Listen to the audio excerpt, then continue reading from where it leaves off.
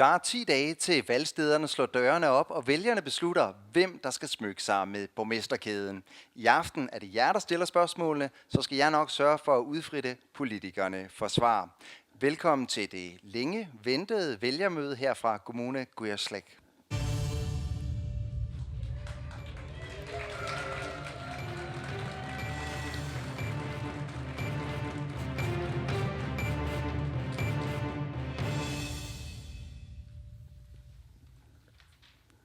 Og velkommen til jer. Det er tilsyneladende meget veloplagte publikum her i Qaqortoq. Jeg glæder mig meget til at høre jeres spørgsmål senere.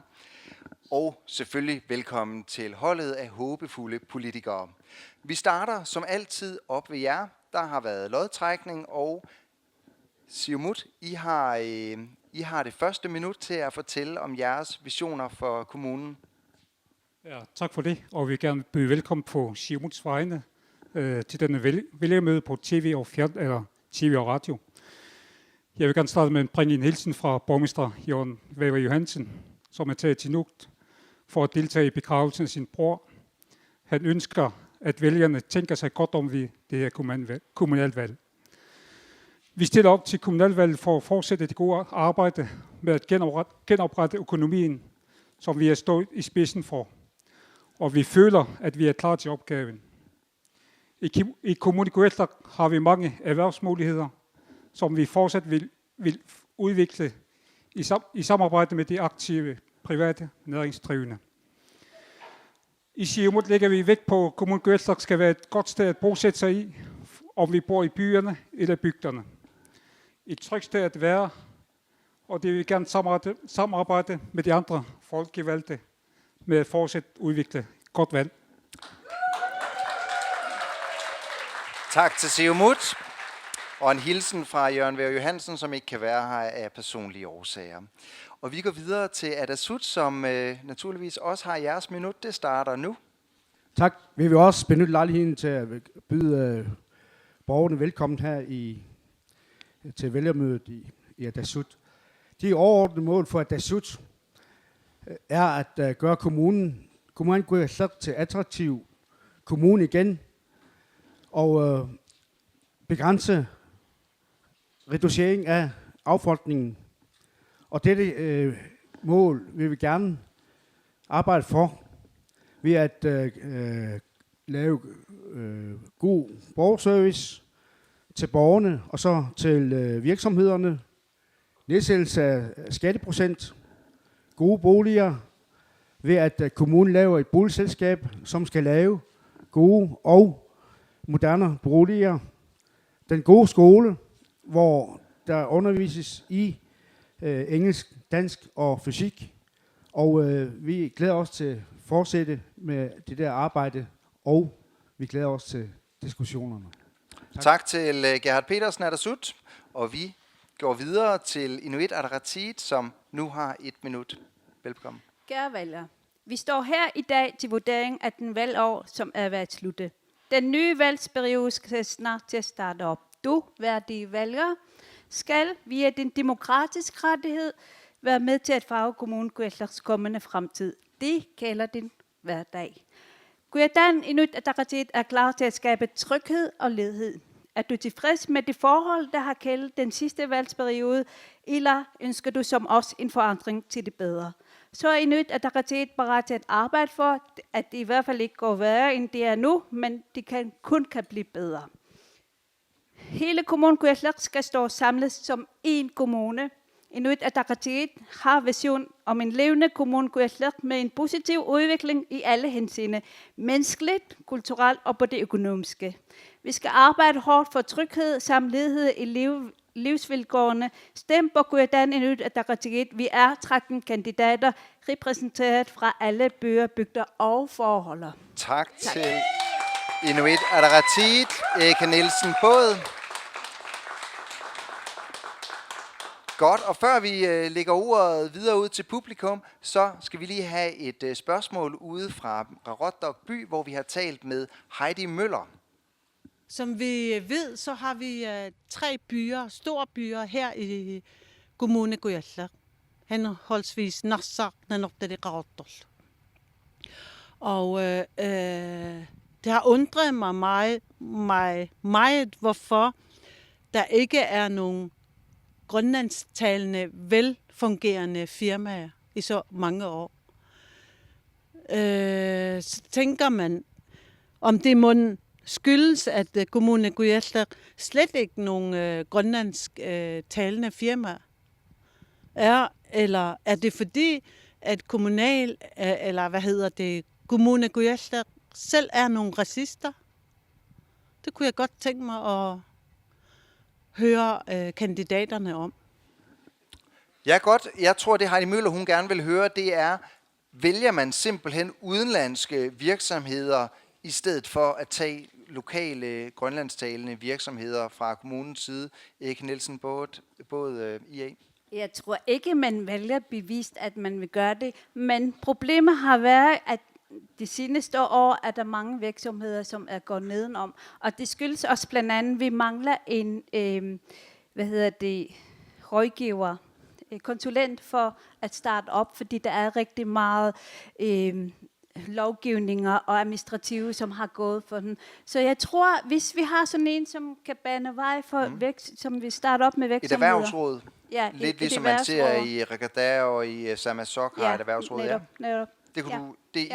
Det er en konsulent, der skal til, for at det også går fint for de grønlandssprog, fordi det er tit et sproglige, som også er forhindring for at starte op. Ja. Adasut, Gerhard Petersen. Ja, tak for spørgsmålet. Jeg tror ikke, at vi er racister her i Raudorg. Bestemt ikke.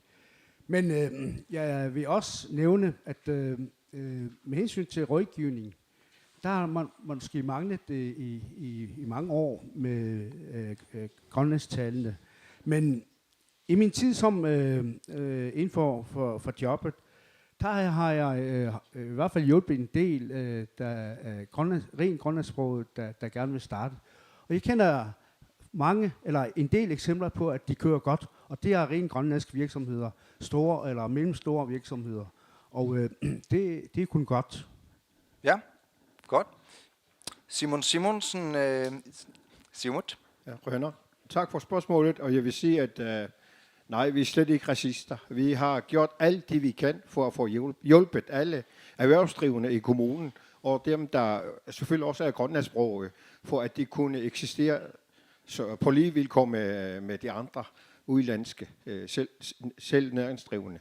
Men en af de ting, som vi i Siumut, i hvert fald også fra Kommune Kujalleq, har kæmpet for, er, at man fik regionale kontorer for vores rådgivningsstøtteenheder, som nu eksisterer i Nuuk, Greenland Business, Greenland Venture og Visit Greenland. Og det kan vi jo så se på vores Siumuts valgprogram, at den har man endelig nu hørt fra Naalakkersuisut og de andre deroppe, som nu er fast besluttet sig på, at det vil man gerne have startet op i regionerne, sådan så det bliver nemmere for alle iværksættere at kunne få rådgivning og støttemuligheders informationer, sådan så det bliver nemmere for dem at starte op. Ja, men er der ikke også nogle ting, som kommunen selv kunne gøre? Nu siger du, Siumut, de kæmper for, at man skal få nogle ting hertil. Men er der ikke også nogle ting, man i kommunen kunne gøre selv for at gøre det lettere at være iværksætter? Jamen, jeg synes, at vi gør selv mange ting jo ikke, og vi har vores erhvervsafdeling jo, som jo gør alt, hvad de kunne for at få støttet alle dem, der gerne vil køre selv. Og vi har selvfølgelig den politik, som vi har, som vi synes er godt nok, og har hjulpet mange iværksættere til at kunne få igangsat deres projekter. Ja, men den sender vi lige over til Inuit Ataqatigiit, Asmus Hansen. Grønlandske firmaer, eller små firmaer, der er et i Narsaq heldigvis, men det er også bankerne, de har ikke lyst til at investere i de små byer i Narsaq og Nanortalik. Jeg ved ikke, hvor det går bedre end her i Raudorg. Det er bare det ene. Ja, det kan være vanskeligt at tiltrække risikovillig kapital. Godt. Vi går videre til det næste spørgsmål, som kommer fra Edda Lybert. Jeg er så interesseret i det kommende UNESCO-område her i Sydgrønland, som vil løfte Sydgrønland meget. Men jeg vil gerne spørge politikerne, hvilke tanker de gør sig om UNESCO-områdene og alle de praktiske ting, der følger med, ligesom alle UNESCO-områder i verden, de har store informationsskilte, gangstier, toiletfaciliteter, og det vil jeg gerne spørge vores nye politikere og også de gamle, om de har gjort sig nogle tanker om, hvordan vores UNESCO er i Sydgrønland. Ja, Edda Lytterbot, hun peger jo på, at den sydgrønlandske UNESCO-ansøgning, den skal behandles her til sommer, og det er jo rigtig dejligt, hvis man så bliver UNESCO-område. Men hvad så? Hvad vil man gøre i forhold til alle de ting, hun nævner her, så man ikke bare står med en UNESCO-stempel, men så man også rent faktisk kan få noget ud af det? Hvad er jeres planer?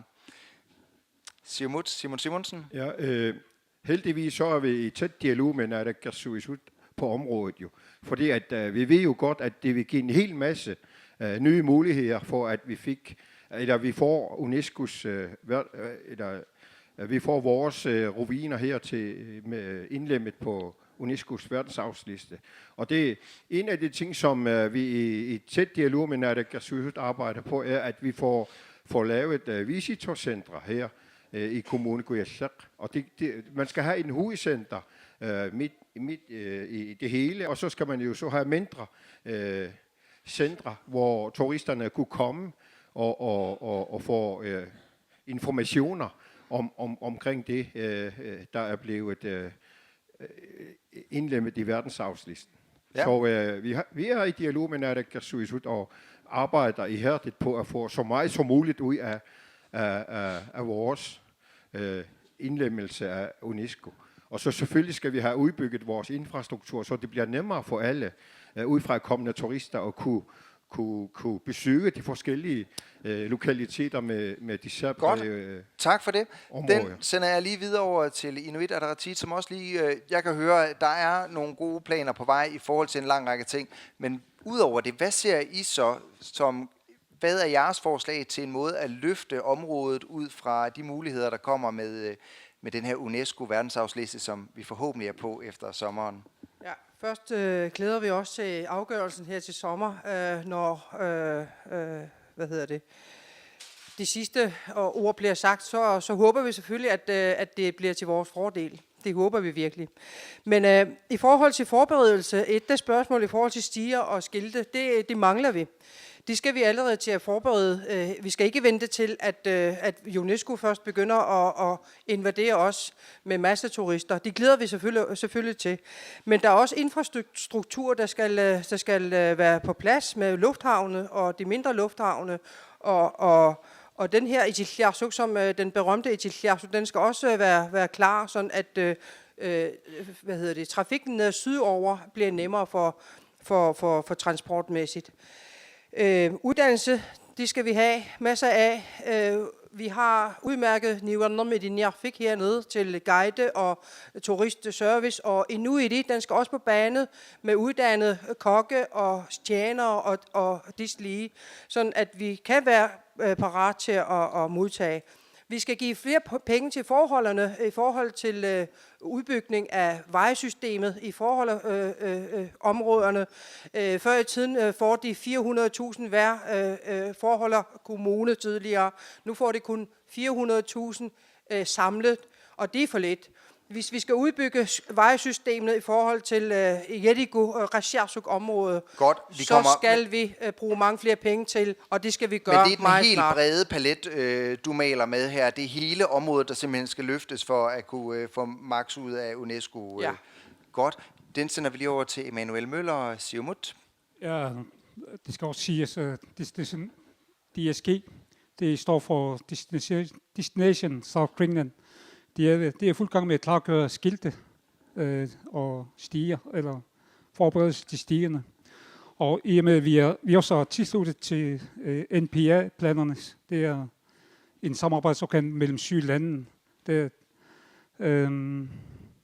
Og i det forum, der debatterer vi, eller er vi sammen med 7 lande, Finland, Sverige, Norge, Skotland, Island, Grønland og Canada. Der er vi fuld gang med at forberede. Nu nævner du det her Destination South Greenland, og sidst jeg kiggede på det, det var jo en ganske lille sum penge, de har at gøre godt med, og det er en del frivillige kræfter, og så måske en enkelt stilling eller så videre. Vi gør mere for selv at investere i det område? Jo, vi har haft dialog med DSG, og de siger, at det er mange penge til kontoransat. Det er det, de mangler primært, fordi det er mere eller mere frivillige, eller det eksisterende turistoperatører, som kører i dag, fordi der mangler en kontoransat, ja. Er det noget, som Siumut vil arbejde for, at der bliver i fremtiden? Det er det, vi har arbejdet for, ja. Det er det, vi vil arbejde for. Men I har vel selv taget pengene fra det i sin tid også, jo, hvis vi skal være helt ærlige? Der er indgået servicekontrakt med DSG. DSG nu, de får en pose penge.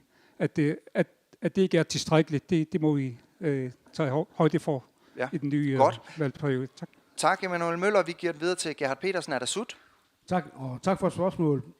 I Adasut, der støtter vi selvfølgelig de UNESCO-tiltag, der vil komme. Men det vi skal sikre, det var aktørerne, de grønlandske aktører, de fastboende aktører her i Grønland, i Sydgrønland, dem skal vi støtte om. Og indtil videre, der har det været alt for lidt. Lige før i de forrige spørgsmål, der var der med hensyn til investeringslysten og GV og Greenland Business bliver nævnt. Fra Adasut, der vil vi arbejde for at lempliggøre de regler, der er i de investeringsselskaber, der er. For eksempel Greenland Business. Fordi nu bruger vi vores penge, alle vores fælles penge, til Hudson Bay og Rubinminen, som er udenlandske firmaer. Og efter vores optik, der skal pengene bruges i Grønland til vores grønlandske virksomheder. Og det er den vej, vi skal gå, fordi det er dyrt at etablere sig, og der skal en god rådgivning til at starte flere af den slags i Sydgrønland. Men virksomheder som Greenland Business, de driver jo ikke velgørenhed. De forsøger selvfølgelig at hjælpe grønlandske virksomheder, men de skal jo også have nogle penge igen. Og nogle gange, så må de jo også ind og se på, hvor de ser det bedste erhvervspotentiale. Er det ikke også vigtigt, at de gør det? Jo, det er vigtigt. Og det er også derfor, når nu boomet er på vej, og vi er optimister, så skal det også være med til at løfte. Det er vores penge. Grønlandske penge. Er du ikke bange for, at du kan risikere at skyde bjørnen før, eller sælge skindet før bjørnen er skudt her? Nej, GV, det er jo risikovillig kapital. Og risikovillig kapital betyder, at der er også risiko, de må tage. Ligesom alt andet, der investerer, så skal de også tage risiko. Det er, Men de skal jo også passe på, vi har jo en del eksempler, hvor at der er røget mange af samfundets midler ud, og som ikke er blevet til noget. Hernede har vi jo ikke mindst nok bier i nyere tid, som jo røg bare ud. Altså, er det ikke også den slags sager, man skal undgå? Jo, det er klart.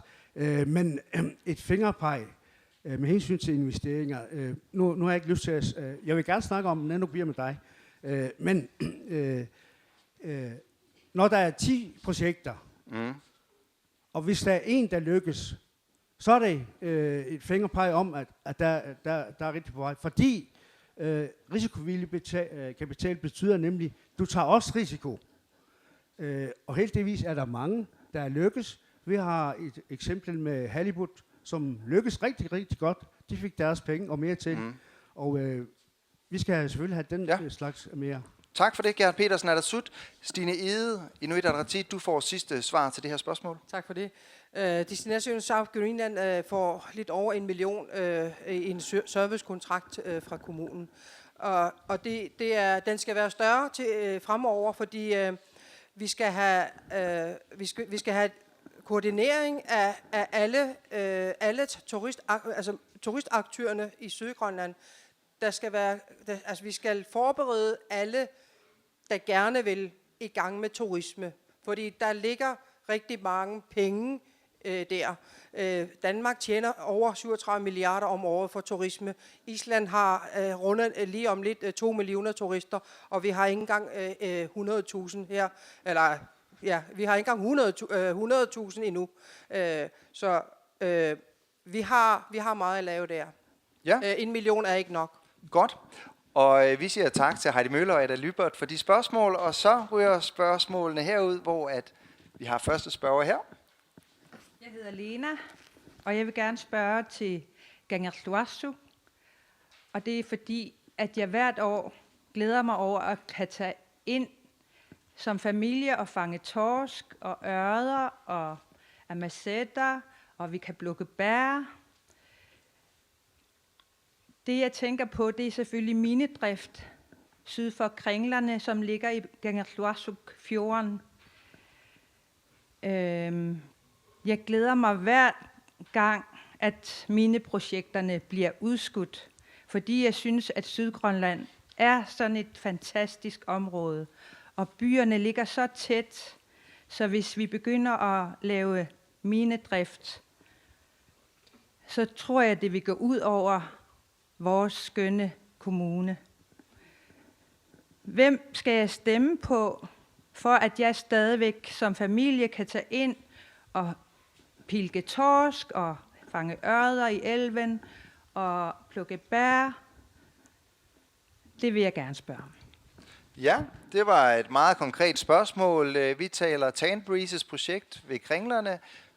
Hvem vil arbejde for, at det ikke skal blive noget, så vi kan komme ind og fange ørder og torsk? Gerhard Petersen, Adasut, hvad siger du til det? Ja, tak for spørgsmålet, Lena. Kommunen Kujalleq mangler penge. Der er stor arbejdsløshed. Og først og fremmest hele landet trænger til nye investeringer. Og vi er et meget, meget stort land. Og selvom jeg vil stå for, at der skal startes minen, så vil jeg prøve at flytte din stemme, selvfølgelig, ved at forklare. Der er så mange andre dejlige områder i området, som man kan tage ud og fiske. Men når nu Kringlerne skulle åbnes, så er der nogle strenge love, der siger, at de må ikke forene, sådan at vi ikke kan være der. Vi skal selvfølgelig være der, og det vi siger fra Adasut, det er, vi vil meget gerne have de arbejdspladser i Kringlerne og skatteindtægterne. Ja, men Lena, hun skal ikke stemme på dig, hvis hun gerne vil kunne tage ind i Kangerlussuaq og fange ørder, uden at det er ødelagt af minedrift. Er det, jeg hører dig sige alligevel? Det er vigtigt med arbejdspladser her. Det jeg siger, at vi har en meget streng miljølovgivning, og men det har jo selvfølgelig, altså sådan en VM, der bliver lavet af miljøpåvirkning, der vil jo stadig være påvirkninger af nærmiljøet. Og så kan du tage over til en anden elv af det, jeg hører. Det jeg siger, at så er der mange andre, heldigvis mange andre skønsteder i Sydgrønland. Men lige hernede, der er det ikke, der det bliver muligt. Godt, Siumut, den tager vi lige over til jer. Er det jer, man skal stemme på, hvis Tanbreezes projekt ikke skal blive til noget? Vi vil selvfølgelig gerne have flere stemmer jo end nu her, men vi må jo også erkende, at vi har virkelig brug for miner her i Sydgrønland, jo, hvis vi skal have vendt vores negative udvikling. Jo. Og vi har ventet længe nok nu her med at få startet minerne. Jo. Desværre, så må vi jo håbe, at de miner, der bliver igangsat, også lever op til det, vi ønsker. Det er, at der mindst muligt sker over for vores skønne natur og miljø. Og det er så også det, der bliver undersøgt, og så bliver der jo fremlagt rapporter, som jo forhåbentlig kan bruge til at tage den endelige vigtige beslutning, når vi nu når så langt igen. Og heldigvis er det jo så også, når Naalakkersuisut, der er den sidste ende, der beslutter sig for, om der skal etableres miner derinde. Jo. Men vi har virkelig brug for, at der bliver etableret miner her i Sydgrønland. Og som Gerhard siger, ja, vores land er jo kæmpestort jo. Og vi har masser af dejlige fiskesteder omkring i vores land, som man jo også skulle tage til, hvis det skulle blive nødvendigt. Jo. Ja. Inuit Ataqatigiit, Erika Nielsen Båd. Tak for spørgsmålet. Jeg giver dig ret i, jeg holder også meget af vandre og være i naturen. Og jeg synes også, det er lidt synd, at vi fokuserer så meget på råstoffer i disse tider, fordi Sydgrønland har jo mange potentialer. Hvorfor tænker vi ikke anderledes, i stedet for at vi ligesom er grundet på det der råstofsnak? Fordi jeg synes, vi skal oplære folk til at være selvforsynende, også for at man får selvtillid og at man føler sig værdifuld. Som også opdragelse, altså selvforsyning, det synes jeg, det er bedre. Altså det er bedre til Sydgrønlands forhold, fordi vi har landbrug, vi kan dyrke jord og være selvforsynende, og fisk har vi der også. Jeg synes, at turisme, der er der også meget potentiale i. Jeg synes, det er det, vi har brug for i disse tider, og ikke være strandet på det der råstofsnak. Fokus på nogle ting, der giver lidt livskvalitet og nogle andre indtægter. Ja. Men nu er det jo i høj grad også jeres parti, der har været med til at starte det her projekt, og jeres tidligere formand, der arbejder der nu. Føler I jer lidt snydt af jeres moderparti, så er den sag her? Det gør vi overhovedet ikke. Jeg siger ikke... hold lige op med at klappe, jeg skal lige snakke til. Jeg siger ikke, at vi siger nej til råstofudvinding. Jeg siger bare, at det er synd, vi er så strandet så meget. Der er mange ting, som bliver ligesom ikke går videre. Så jeg synes, vi har rigtig meget potentiale her i Sydgrønland. Fokusering på lidt bredere områder. Ja. Godt, og nu skal vi jo også huske, at i virkeligheden, så er det jo ikke så meget betydning eller indflydelse, kommunalbestyrelsen rent faktisk har på råstofprojekter, for det er jo rigtigt, at det er et naalakkersuisut-anliggende, som Simon Simonsen sagde. Stine Ede, du får lige et... Ja, tak. Lina, selvfølgelig skal du stemme på os. Der går lang tid, inden der bliver besluttet, om der skal være mening derinde. Så det selvfølgelig stemmer du på os. Godt, klar besked den anden vej også. Godt, vi tager et spørgsmål hernede fra. Hej, jeg hedder Ina Kukula. Emma, jeg har et spørgsmål om boliger her i Sydgrønland. Jeg har søgt lejlighed til både kommunen og inde i AS. Desværre er der ikke især her i Sydgrønland, eller Qaqortoq. Og så jeg har ellers søgt hjælp til kommunen, men jeg kunne ikke få hjælp, fordi jeg har arbejde, eller mig og min kæreste, vi har arbejde. Så blev vi nødt til at få et kollegielejlighed i stedet for en lejlighed, fordi der var simpelthen ikke lejlighed her i Qaqortoq. Men man kan se, at der er mange tomme lejligheder.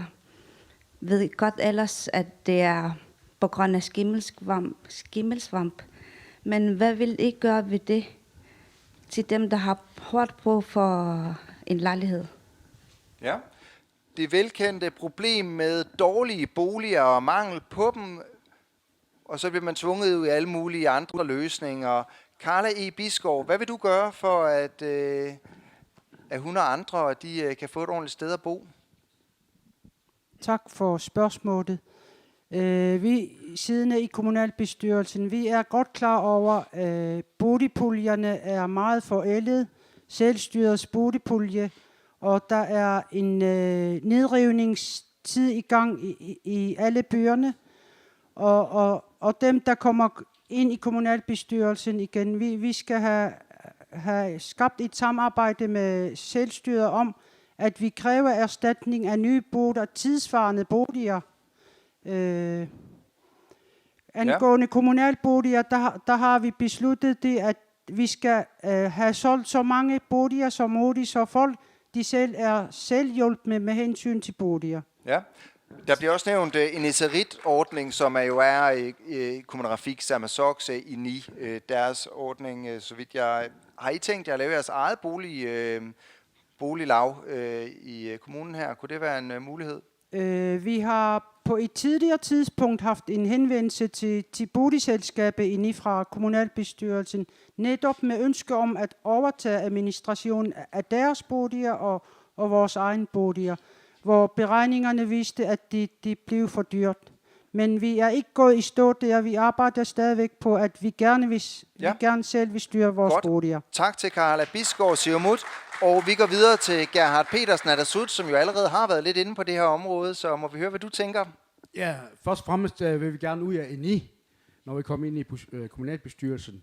Og så vil vi gerne lave kommunens boligselskab, hvor vi vil belåne de boliger, som vi vil bygge. Nye boliger, som er tilsvarende. Og efter de model, som gængse model, når man laver nye boliger. Og hvad er det for en model? Det er, at du snakker selvfølgelig med kreditforeningerne.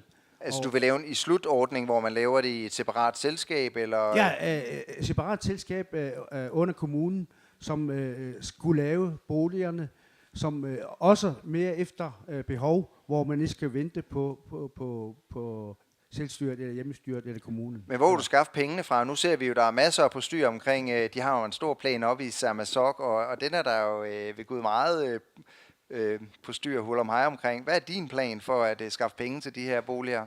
Ja, der er kreditforeningerne, som man kan snakke sammen med. Og først og fremmest siger vi, at det er bedst og sundest for alle parter, når man har sit eget hus. Og dertil er dog meget velegnet. Det forstår jeg godt, selvfølgelig. Vi har en borger her, der meget gerne vil have sit eget bosted. Men hvad nu, hvis kreditforeningen tænker, ja, det gider vi ikke rigtig låne penge ud til. Hvad vil du så gøre? Ja, så bliver det endnu sværere. Det er nu ikke engang sådan her i livet, at der er nogle ting, der ikke kan lade sig gøre. Så planen er at høre kreditforeningen, vil I låne os penge eller ej? Og det står lidt og falder der, så vidt jeg hører. Ja, investeringsselskaber, ja. Ja, godt. Tak for det. Vi går videre til Inuit Ataqatigiit, Stine Ede. Ja, tak. Vi skal til at lære vores unge mennesker, at allerede tidligt i ungdommen begynde at tænke på egen bolig. Fordi det er fremtiden. I forhold til det spørgsmål, der kom nu her, det er selvfølgelig rigtig ærgerligt, at vi har nogle unge mennesker, som er veluddannede, som gerne vil bede her og have et arbejde og tjene penge og betale til vores kasse, som ikke kan få nogle boliger.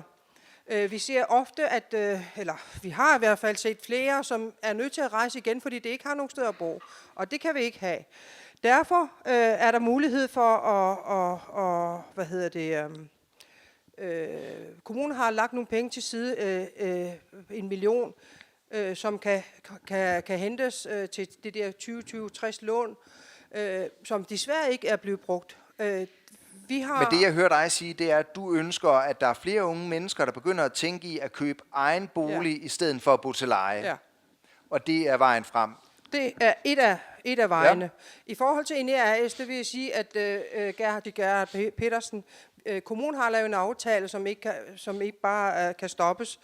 Vi er nødt til at løbe den ud, fordi ellers bliver det for dyrt for kommunen. Men den bliver ikke fornyet, når fristen er overstået. Vi skal til at tænke anderledes. Godt, tak for det. Vi tager et nyt spørgsmål herovre fra. Skal vi lige se, om jeg kan komme om. Hej, jeg hedder Heidi, og jeg er mor til en autistisk barn. Jeg vil gerne høre, om jeres planer for sådan nogle med usynlige handicap. Tak. Ja, usynlige handicap. Heidi har en autist. Den er der kommet lidt fokus på endeligt her. Så vi starter over ved dig, Karla Bisgaard, Siumut.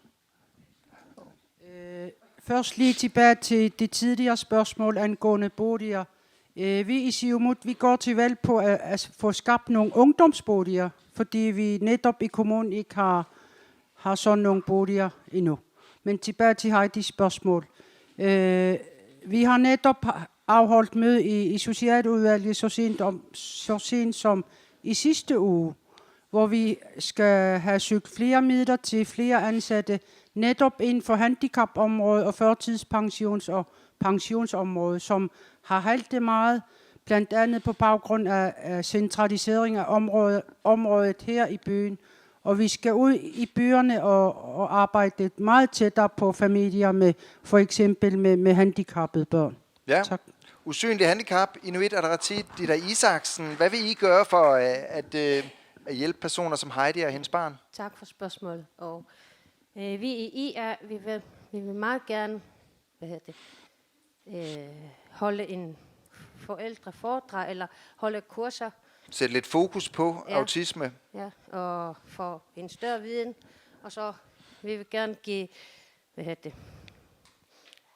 informere befolkningen om, forskellige sygdomme, så vi kan få... Større åbenhed omkring de her sygdomme og større bevidsthed omkring det er det, I taler om.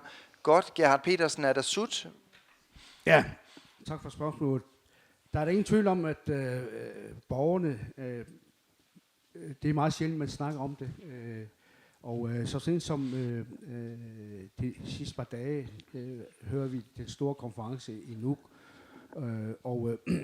Vi bliver altid klogere. I hvert fald jeg gør. Der er der ingen tvivl om, fra Adasuts side vil vi gerne hjælpe, og så vil gøre det, eller have større fokus på de problemstillinger, der er.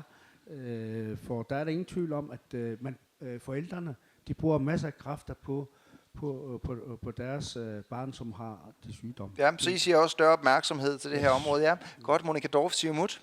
Yes. Jeg arbejder selv som lærer i specialklasse, og jeg ved godt, at behovet bliver større. Og så vi kan se i samfundet nu, at i den gode skole, der er ikke noget specialklasser. Men i samfundet nu til dags, der kan vi se behovet, den bliver større og større, og dem, der har med handicap eller autister eller flere med handicap, bliver flere og flere. Derfor synes jeg, at vi burde ændre, at fra den side med de der specialklasser, så skal vi oprette flere klasser, og vi mangler mange undervisningsmateriale ting, og jeg kan se i hele samfundets synspunkt, der mangler vi informationer, for eksempel hvad er en autist. Vi mangler oplysningskampagner. Derfor synes jeg, at vi burde holde flere konferencer om sådan nogle. Vi har lige set for nylig, at de har haft konference, og det har givet bedre viden, og på længere sigt, der kan vi se, at det vil hjælpe, fordi vi stopper bare på den nu. Men der var i hvert fald tale om større åbenhed hele vejen over, og Carla Bisgaard sagde også, at der er flere midler på vej til det her område. Er det også noget, I bakker op om, at der skal afsættes flere penge til for eksempel handicapområdet? Erika Nielsen, både i Inuit Ataqatigiit. Da vi var på valgkampagnen nede ved Nanortalik, har jeg snakket med folk med handicappede børn. Flere af slags. Vi har været til kaffemixer, de begyndte at snakke om. De tager til kommunen, men der blev ikke gjort noget. Så vi fra Inuit Ataqatigiit vil gerne forhøre til alle steder, fordi handicappede har også rettigheder som alle andre mennesker. Så i hvert fald vil Inuit Ataqatigiit få bedre forhold for handicappede. Nu er der talt decideret om at tilføre flere penge til området også. Hvor står Inuit Ataqatigiit i den sag? Vi skal selvfølgelig ved forbedringer, så skal der også bruges penge, Godt. så vi skal selvfølgelig bruge penge til Heidi, der er flere penge, og der er større opmærksomhed til dig og din datter. Tag en borger her. Jeg hedder Gru. Jeg har diagnosen uhelbredet kræftsygdom. Og i midten af september, der tog jeg til Danmark, fordi jeg skulle have livsforlængende kemoterapi. Og så tog min kone med. Hvis hun har ikke været med der, så har jeg været død nu. Det er helt sikkert. Og for at kunne være med, så er hun nødt til at rejse til Danmark. Og hun kan ikke få løn fra sit arbejdsplads. Hun fik, tjenestefri, eller... Fri uden løn. Ja. Og så kostede værelse, hvor vi boede i, 15.000 om måneden. Meget lille bit værelse i de grønlandske patienthjem. Fra midten af september til slutningen af december. Det skal vi selv betale. Og jeg får ikke så meget løn. Og vi skal også betale vores hus her. Så så kom der nogen fra kommunen til patienthjemmet, og de lovede, at det ville arbejde for os. Men vi hørte ingenting. Jo, vi skrev en ansøgning om at få hjælp, økonomisk hjælp til kommunen. De siger nej, I kan skrive til ankenævnen. Men jeg ved, ankenævnen, de svarer, hvornår. Men du savner hjælp til din situation. Ja. Ja. Og så derfor har vi patienter, vi er ved at lave en forening, hvor vi skal hjælpe de andre patienter, som er i vores situation. Så vi har lavet den forening, hvor fondene det vil give nogle penge. Så vil jeg spørge, om kommunerne, hvis det ikke vil hjælpe os som personer, individuelle personer, om det vil hjælpe med at give penge til den forening, som vi er ved at lave. Ja, godt. Ikke nok med Aqqaluk, han har en utrolig trist diagnose, så står han også med et økonomisk problem. Og Karla Bisgaard Siumut, har I nogen støtte til folk i den situation? Først tak for spørgsmålet. Det er et meget vigtigt område, vi som kommune skal være opmærksom på, fordi de love og bekendtgørelser og forordninger, vi arbejder inden for socialområdet, de er jo lavet af vores landsting og landstingsmedlemmer. Udfordringen her er, at vi skal samarbejde med dem op i landstinget om at få nogle mere tidsvarende regler for, at folk kan få mere i dækning af deres udgifter i alle former for sygdomme, når de skal rejse væk fra deres land for at blive behandlet. Ja, men det Aqqaluk han jo her efterspørger, det er jo meget præcist i forhold til den forening, de vil lave. Kunne man tildele nogle penge, lave en fond eller noget? Har I nogen bud på, hvordan man kunne hjælpe dem?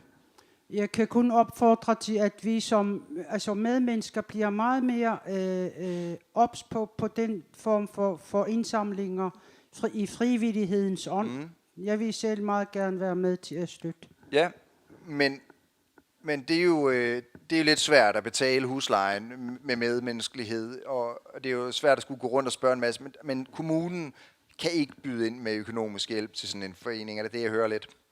Ja, med de regler, der er nu, der er det svært for en kommune at skulle gøre det. Ja, vi tager den lige hurtigt over til Inuit Ataqatigiit, det er Erika Nielsen Båd. Ja. Det er igen spørgsmål om menneskerettigheder. Jeg synes, vi forsømmer meget med hensyn til menneskerettigheder, desværre her i Kujalleq, men også nok hele Grønland. Det er ikke bare, det er hele sundhedssystemet, som ikke fungerer her i Sydgrønland. Og vi snakker om, at vi måske eventuelt kan lave en demonstration, ligesom det der trafikforholden. Men her er der jo tale om, at han skal til Danmark og have behandling. Ja, jeg kommer til det. Vi bør løfte op, også kommunen bør løfte op omkring den fond, der de vil lave. Så alle mennesker og kommunen bør løfte op og støtte fonden, fordi der bliver flere og flere. Så du siger, at Inuit Ataqatigiit kunne godt tænke sig at arbejde for, at kommunalbestyrelsen skulle afsætte en pose penge, som kunne gives til den her forening? Det bør vi. Men, det er et spørgsmål om menneskerettigheder. Så det er det, I vil arbejde hen mod, siger du? Jeg synes, i hvert fald jeg skal ikke snakke fra partiet. Jeg synes, det er noget, vi er forpligtet til at støtte op omkring fonden. Ja, Gerhard Petersen, der er jo ingen tvivl om, at det er jo nogle lykkelige situationer, og alle vil jo selvfølgelig gerne hjælpe Aqqaluk. Men mener du, at kommunalbestyrelsen kan gå ind og afsætte penge her? Først og fremmest, hvis reglerne er så stive, så må man arbejde for, at det ikke er så stive. Nu snakker han også om, at med hensyn til husleje, sociale klienter, de får betalt husleje. Hvorfor kan han ikke få sin husleje betalt, når han er i den svære situation? Så, og med hensyn til sportsforeninger og alle mulige sportsforeninger, der er nogle kulturmiler, hvor de forskellige foreninger bliver begunstiget også. Hvorfor skal vi så ikke gå så han kan søge tips- og lotto-midlerne ligesom andre foreninger. Godt, det tror jeg var svaret til dig. Og vi tager et nyt spørgsmål hernede fra. Ja, hej. Jeg hedder Jakob, og mit spørgsmål går på omkring børne- og ungeområdet.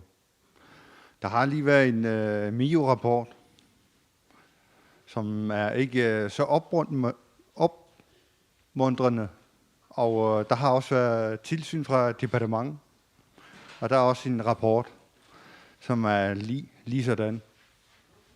Og her i slutningen af året 2016, der bevilger I ekstra 12 millioner til, at der kommer flere stillinger. Og nogen nævner 70% flere stillinger. Men vi hører så også den øverste mand, der sidder og skal være chef over jer, eller i børne- og området, er gået. Og det er måske 5. eller 4. gang på en kort tid, det er sket. Så hvordan vil I vende den her udvikling? Jeg vil ikke høre ude i Reda Kommune eller Rejsø Kommune, hvilke udfordringer der er. Men her i Kommune Guelter, hvad har I tænkt jer at gøre for at vende det om? Ja. Det er jo rigtigt, som Jakob han siger, så har der været en meget kritisk rejserapport fra MIO, der jo et eller andet sted bare konkluderede det samme, som tilsynet konkluderede lidt før. Carla Bisgaard, Siumut. Ja, tak for spørgsmålet. Det vi har gjort, det er, at vi efter MIO-rapporten har erkendt, at vi har fejlet. Vi i kommunalbestyrelsen har været sammen om at erkende, at vi har fejlet ved at centralisere hele området, børn- og ungeområdet, her til Rarotter. Og det vi så har gjort, er, at vi har fået oprettet flere stillinger på børn- og ungeområdet i Narsaq og i Nanortalik. Men det er ikke nok, selvfølgelig ikke nok. Udover at vi har fået i alt 14 sagsbehandlere på området, der har vi fået lovning på at få ansat 3 psykologstillinger ud i vores familiehuse, som netop skal arbejde med hele familier, specielt børn og unge, der har med børn og unge, altså familier med børn og unge. Og jeg skal også nævne, at vi har fået åbnet et behandlingssted, Al-Lofik her i Rarotter, som skal være afvandingssted for Sydkommunen i samarbejde med Sundhedsdepartementet. Ja, godt. Der er mange gode tiltag på vej, kan jeg høre. Men hvorfor er det, at I først anerkender det, når der kommer en børnetalsmandsrapport? Vidste I ikke, at der var et problem før? Jo. Specielt i Socialudvalget har vi været opmærksom på, at der desværre blandt borgerne her i Sydgrønland, i lighed med de øvrige land, at der er mange familier med store problemer, boligløshed, altså omsorgsvigt over for egne børn, og det er på tide, at vi som samfund får taget ansvar for vores egne børn, og ikke kun skyde skylden over på kommunen. Ja, men det er jo klart, at som det også fremgår af MIO-rapporten, så er der mange forældre, der svigter. Men kommunen svigter også. Det fremgår også ret tydeligt af den rapport. Der er meget dårlig sagsbehandling, og tingene fungerer bare ikke ret godt. Hvorfor tror I, at det løser problemerne bare at sprede det ud til de mindre byer? Vi er i gang med at få besat de stillinger, vi mangler på områderne, med faglært personale selvfølgelig. Og de personale, der er, dem skal vi også have opdateret løbende, efteruddannet, så de er klædt på til at behandle hele familier. Det vi også har gjort, er, at vi skal også have strammet omkring de tværfaglige samarbejde i byerne og i bygderne, godt, så vi får fat i sagerne på et meget tidligere tidspunkt. Gerhard Petersen er der sut. Hvad vil du gøre, hvis du bliver valgt ind, for ligesom at sikre, at der kommer styr på det her sociale område for børn og unge, som der jo ikke er styr på lige nu? Det er rigtigt, der er ikke styr på det. Vi har, da vi så den der, som det første parti foreslået, at spredning af de sociale områder, socialrådgivere til Nanortalik og Narsaq. Fordi de findes også derude i Narsaq og Nanortalik og i bygderne. Tidlig indsats, det er alfa og omega.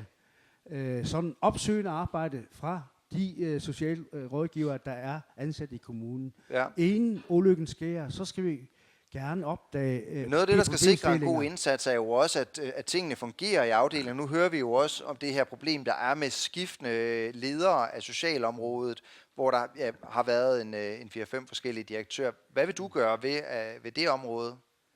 Det, vi sagde i den grønlandske del, det er, at hvis vi har svært ved at få den besat, så må vi tillokke, udover eller selvfølgelig respekterer vi de fagforeningsmæssige aftaler, men der er muligheder for at kunne lave nogle aftaler sideløbende med det, eller tillægsaftaler. Så, Prøv at gøre det mere attraktivt at tage dit job simpelthen. Ja, simpelthen. Godt. Inuit Ataqatigiit, Stine Ede. Ja, tak for spørgsmålet, Jakob. Det er en rigtig trist historie, den her med socialchefen, der ikke kan blive på sin post. Hvorfor, må vi spørge. Det er på tide, at vi finder ud af, hvorfor i kommunen socialcheferne ikke kan blive. Der må være noget galt. Og der må være nogen, der skal tage ansvar. Det kan ikke være politikerne, fordi vi ikke ansætter ikke personalet. Nej, men det kan jo være, I er for besværligt at arbejde sammen med. Det tror jeg ikke på. Det er ikke 15 kommunalbestyrelsesmedlemmer, der ansætter. Står for socialchefens arbejde. Men vi har tidligere forsøgt at sætte et ansvar, placere ansvar. Men det vil den ledende styre ikke vil være med til. Og det er vi træt af. Og derfor, når vi kommer ind igen, skal vi til at arbejde mere for, at vi får stabil styring af administration, den øverste administration i hele kommunen. Monika Dorf, Siumut. Jeg synes, det er ikke nok med, at vi skal ansætte flere, men vi skal se også på skolerne. I vores mål i Siumut, der vil vi ansætte en bedre skolefagordning, og i skolerne skal vi i de 3 byer ansætte socialrådgiver i skolerne. Og den sidste socialchef fornævnte, han har selv ønsket at tage stillingen som øverste, men som ansat nu. Mm. Og jeg synes, forældrene, de burde selv også Men er det ikke bekymrende, at lederen ikke ønsker at være leder her? Han forlader jo ikke, fordi han skal et eller andet. Han bliver her, men han ønsker simpelthen ikke at have lederen stilling som direktør. Jo, det tror jeg. Jeg skal gøre opmærksom på, at vi har en fungerende socialchef, og vedkommende, vi snakker om nu, han har selv ønsket at blive nednummeret til en sagsbehandlingschefstilling, og de er der begge to stadigvæk. Ja. Godt. Vi går videre til næste spørgsmål, for tiden den er ved at løbe ud. Jeg hedder Ivar Silis, og jeg har et ganske enkelt spørgsmål med et efterfølgende tillægsspørgsmål. Og det ene spørgsmål, det går, er borgmesterhvervet et fuldtidsjob? Det vil jeg gerne høre jeres mening. Ja, det er jo et reelt spørgsmål, ikke mindst fordi, at der er jo flere borgmestre, som har forskellige projekter kørende ved siden af. Simon Simonsen, den får du lov til at starte med at svare på. Siumut. Jamen, jeg mener selv, at borgmesteren har gjort det rigtig godt her i den her valgperiode. Han har ledet os meget, meget fint og godt. Vi kan jo bare se, at økonomien, sådan som den er havnet nu her, er hans jo selvfølgelig også stort arbejde, ihærdigt arbejde. Hvorfor jeg synes, at han selvfølgelig arbejder med 100% som borgmester i kommunen. Jeg synes også, det er ærgerligt, at man gang på gang skulle høre, at nogen angriber sådan personligt folk jo. Det har ikke sin plads, synes jeg selv, her i valgkampen. Men hvis det er personen, der rent faktisk har et andet værv, som påvirker det, så er det jo svært at angribe, man kan angribe partiet, for I tillader det, men det er vel... Vil I tillade, at borgmesteren har andre job i fremtiden, end at være borgmester? Jamen, det er jo så op til ham selv jo ikke. Man bliver valgt ind, og han fik rigelige stemmer til at kunne varetage borgmesterposten. Jo. Det er jo så det regel, vi har her i kommunen. Og vi synes selv, at han har gjort det godt. Og det er jo så også hans ret. Når folk vælger ham ind på det post der, så er det jo så også selvfølgelig på sin plads. Nu er han kan her jo være ikke til at valget. forsvare sig, og det er jo heller ikke bare ham, men vi må jo også konstatere, at det er jo ikke gået så fantastisk godt, når vi ser på for eksempel socialområdet. Ja, jamen det er det jo selvfølgelig også, men alligevel synes jeg selv, at han har gjort det godt, og jeg ved også godt, jeg har heller ikke selv kunne mærke, at han ikke har været Men borgmester. Siumut siger, at det er okay, at borgmesteren har sideerhverv ved siden Ja, af. så længe det ikke går ud over Ja. den værv, han har jo. Det synes jeg heller ikke, han har. Og det skal borgmesteren selv vurdere, så kan jeg Jamen, næsten gætte mig frem til. Jamen, det er jo op til vælgerne jo. Vælgerne vælger jo selv, når der er valg. Ja. Og det er jo så op til dem nu her jo, ikke? Men stemme på Siumut, det kan godt gå til en, der har flere værv. Ja. Ikke noget med, at man har flere værv. Jeg synes, at han har gjort det godt, og Ja. man arbejder jo. Og det er jo så også selvfølgelig på sin plads jo. Fordi det er ens ret. Ja, godt. Inuit Ataqatigiit, Stine Ede. Ja, først vil jeg lige sige i forhold til personlige angreb og ting og sager. Altså, jeg kan ikke se, at hvor vi har angrebet nogen personligt. Jeg har påpeget nogle ting, at den øverste ledelse, det vil sige direktionsledelsen, ikke har gjort det godt nok. Du nævnte det selv i forhold til socialrapporten. Der har ikke været styring nok ovenfra. Og det er det, jeg hentyder til, når jeg siger, at socialcheferne skifter alt for ofte. I forhold til borgmesterværvet, hvis Inuit Ataqatigiit skal være borgmester, vil have borgmesterposten, så skal vi være 100% til stede. Ingen bidjob hos jer. Også i hele kommunen. Ingen bidjobs, nej. Nej, godt. Ataqatigiit, Gerhard Petersen. Tak for spørgsmålet. Med hensyn til politisk ledelse, direktionen, der er der politisk ledelse. Meget bekendt er, at der udvalgsformand, der også er der, som også skal tage ansvar. Med hensyn til borgmester, selvfølgelig foretrækker vi i Ataqatigiit, at de er fuldtidsborgmester. De får jo en fuldtidsløn. Ja, jo, selvfølgelig. Men som frie personer, der er det Ataqatigiits mening, at man har lyst til eller kan investere i nogle ting, som man synes, det er værd at investere i. Der er plads. Vi tager et sidste lynhurtigt spørgsmål herfra. Jeg vil gerne lige tage det sidste op. Det vil sige, at jeg som erhvervsdrivende ikke kan stille op til en borgmesterpost. Det er det, jeg mener. Hvis Bitsi Høgh her bliver valgt ind og bliver borgmester, hvis hun stillede op, skulle hun så droppe sit hverv ved siden af? I forhold til det, Inuit Ataqatigiit, vi har den politik. Hvis vi går ind i politik, så gør vi det 100%.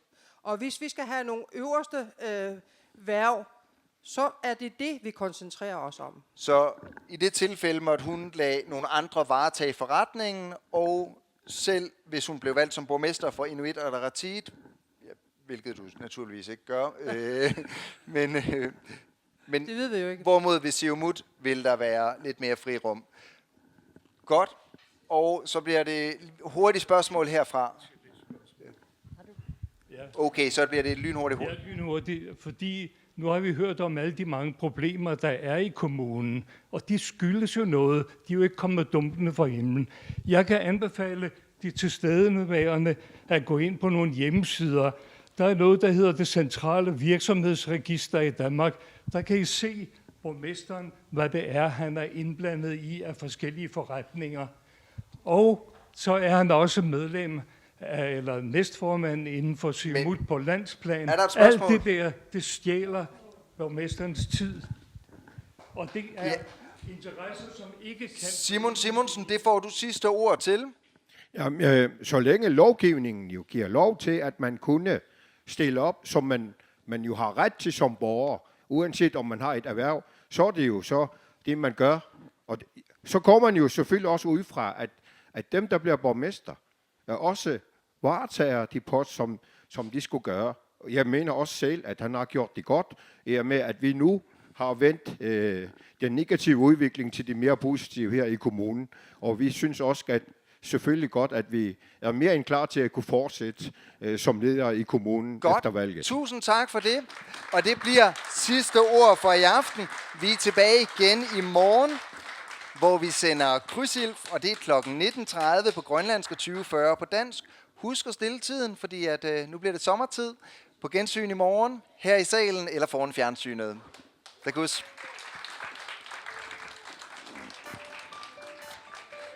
Tak, takus.